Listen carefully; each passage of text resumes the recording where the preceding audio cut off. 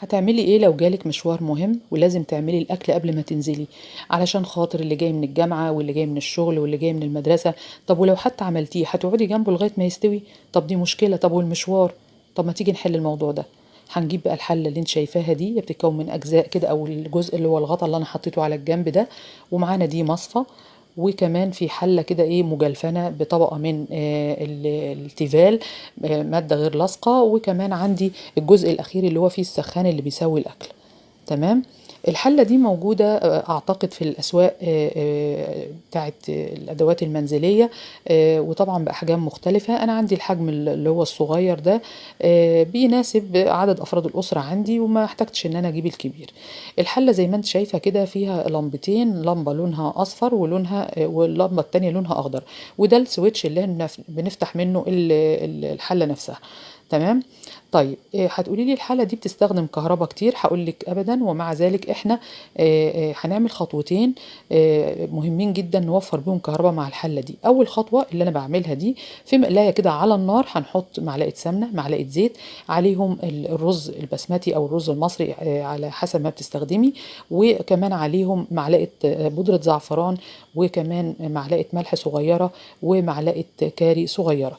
ونقلبهم كويس جدا جدا مع الرز لغاية ما ياخد معانا اللون الذهبي الجميل ده.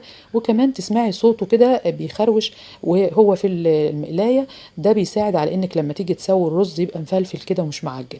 وكمان ضفت هنا حوالي ربع معلقة صغيرة من الحبهان المطحون اللي هو الهيل يعني.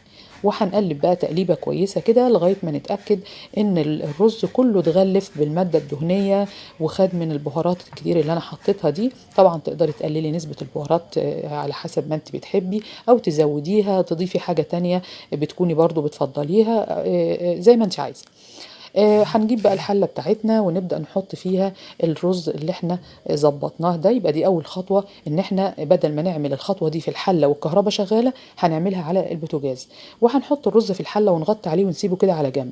وفي نفس المقلاية هنروح نجيب معلقة واحدة بس من السمنة او الزيت، برضو زي ما بتحبي تستخدمي ماده دهنيه، وحط فيها مكعبات من البطاطس وكمان اصابع من الجزر كده قطعته بالشكل ده. وافضل اشوح فيهم لغايه ما يدخلوا معايا في يعني في درجه سوى تعتبر كده يا دوب شمة النار بس.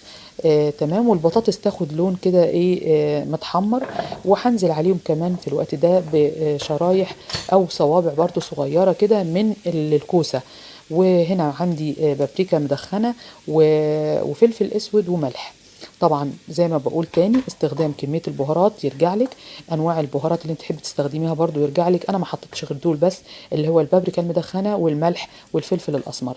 وهقلبهم مع بعض زي ما انت شايفة تقليبة حلوة برضو كده لغاية ما ياخدوا من التوابل كلها ويتبلوا شوية وانا حطاهم على النار. ودي الخطوة التانية، ان انا الخضار ما حطيتوش على طول على على المصفى او في المصفى بمعنى اصح على الحله. لا، انا خدته الاول تشويحه على النار كده. وهبدا بقى هنا اروح اجيب الميه المغليه بتاعتي، ودي الخطوه الثالثه كمان. وانا المفروض انها كنت قلت لك خطوتين، لا دي الخطوه الثالثه، ان احنا بنحط الميه بتاعه الرز بتكون مغليه علشان اسهل على طول على الحله انها تدخل في مرحله التسويه، بدل ما تقعد تسخن لسه الميه وتغليها.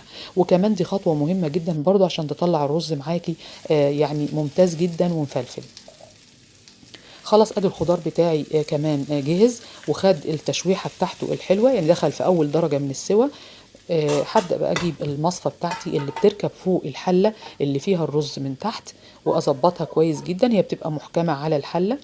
وبنزل عليها الخضار المشكل بتاعي. طبعا تقدري بقى تضيفي هنا فاصوليا خضراء، تضيفي بسلة، اي نوع خضار، بروكلي، اي نوع من الخضروات اللي انت بتحبيها. طبعا هنا بتستوي بشكل صحي جدا جدا. برضو ليكي مطلق الحرية في انك تزودي المواد الدهنية او تقلليها عن كده برضو على حسب. هنا طبعا لما وصلت على طول الكهرباء اداني اللون الاصفر ده اللي هو الورم، اللي هو يدوبك بس تدفئة للحلة، بس ما فيش طبعا تسوية. طب انا عايزة عايزه الكوك اللي هو الطبيخ بقى اللي انا هطبخ واسوي بيه الاكل، بقى افتح السويتش لتحت كده بيديني اللمبه الحمراء، يعني هو كده بدا ايه يطبخ خلاص. هنا كانت الساعه 4 و18 دقيقه، دخلت على 19 وانا فاتحه التليفون.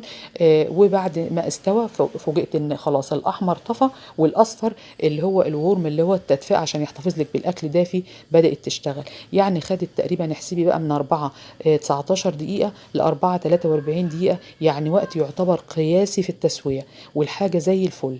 ادي قطعه من البطاطس بنختبرها هي الاول، وادي قطعه من الجزر نفس الشيء. بقول لك بس هنا ان الخضار كله استوى وبقى ممتاز جدا، وطبعا صحي 100%. تمام، لان هو كده استوى على البخار، ولا بقى صلصة ولا يعني تخديعة ولا تسبيك ولا كلام من ده خالص. خضار صحي جدا، خفيف قوي قوي لما يتاكل على اي معدة بصراحة. وكمان ينفع للناس اللي بتعمل دايت وبتروح جيم، والاكل ده يعتبر بمثابة اكل صحي 100%. تمام. طبعا المادة الدهنية بتقلليها زي ما انت عايزة، وتكتفي بالبخار فقط. تستخدمي زيت زيتون لو انت عايزة.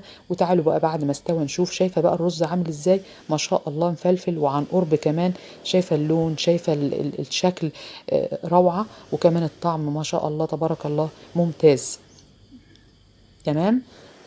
وشوفنا الخضار استوى. طيب انا هقفل بقى الحله بتاعتي واخليها بقى على جنب كده على ورم. طبعا عايزه اقول لك بقى هنا المفيد في الموضوع ان الحله دي لما بيستوي الاكل ده خلاص بتفضل الحله على الورم بقى التدفئه، ان هو تحافظ لك على الاكل سخن 24 ساعه، لغايه بقى ما اي حد يجي في اي وقت يلاقي الاكل جاهز. هي بتشتغل، انت بتظبطيها، بتحطي الكهرباء وتشتغل، ولما الاكل يستوي هي بتفصل لوحدها وتفضل على الورم اللي هو تدفئه الاكل لغايه بقى ايه اخر النهار معاكي. اي حد هيجي وانت موجوده بره هيبدا يغرف لنفسه وياكل بالهنا والشفا من غير اي مشقه خالص، ومن غير ما يحتاج لاي حد.